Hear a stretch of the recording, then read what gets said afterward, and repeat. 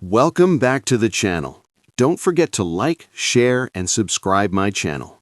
Today, we are explore how to design print-ready layouts using Frame Mask.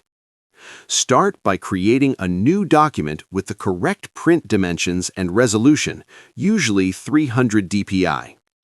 Use the Frame tool to place images or graphics precisely in your layout.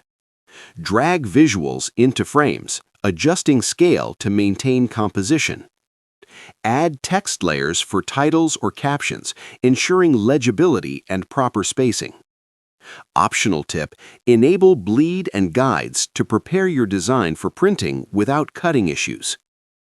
Group layers and frames logically to keep the file organized.